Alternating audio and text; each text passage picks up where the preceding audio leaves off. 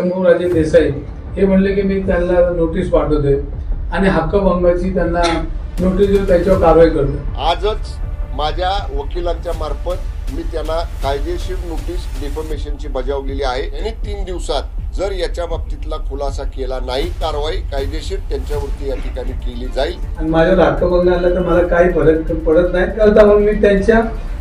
केलेली बाबत ही रस्ता जाऊन त्यांच्या मतदारसंघातून उघडीकरण आपल्या राज्यावर महाराष्ट्राचे मंत्री शंभूराजे देसाई हे म्हणले की मी त्यांना नोटीस पाठवतोय आणि हक्कभंगाची त्यांना नोटीस देऊन त्याच्यावर कारवाई करतो। तर मला हक्कभंगाची नोटीस देऊन त्यांना काय मिळणार आहे? आणि त्यांनी जर हक्कभंगाची नोटीस दिली तर मी कार्यकर्ता निवडणुका हा सगळा पाठ बाजूला आहे, राजकारण हे बाजूला आहे, आमदारकी खासदारकी मुकुट जर माझं पुन्हा सुरक्षित असेल तर हा मुकुट घेऊन फिरणार कशाला मी? हे मी बाजू ठेवून पण कार्यकर्ता म्हणून मी त्यांच्या केलेली बाबत ही रस्ता जाऊन त्यांच्या मतदारसंघातून उघडीकरण, कारण शेवटी हा माझा प्रश्न नाही, आपल्या सर्वांचा प्रश्न आहे। आपले परिवारातले पुण्यामध्ये लोक आहेत, तुमचे कुटुंब आहेत, तुमची बी सगळी मित्र परिवार आहे, नातेवाईक आहे, कारण पुणे आता ग्लोबल पुणे होत असताना हे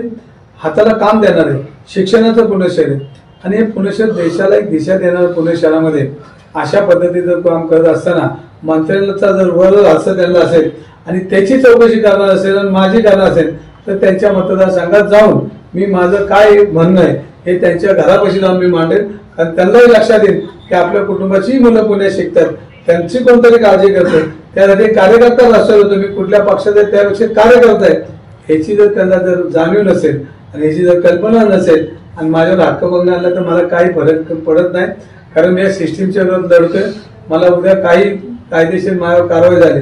तर मला एक तर मी तुम्हाला इथनं जाहीर करतो की त्यांनी मला पैसे भरपाई मागितली आबरू नुसकान तर मी देऊ शकत नाही, त्याच्या बदले मी जेलला बी जायला तयार आहे। कुणी मला जेलला पाठवलं ते मी पुणेकरांचा आवाज सोडणार नाही, कुणी आलं तरी कोणाच्या डारपेला मी घाबरणार नाही, कुणी मला हक्कभंग करू द्या किंवा कायदेशीर नोटीस देतं मी त्याला तयारी आहे। माझा प्रत्येक पुणेकर हा माझ्या बाजूने,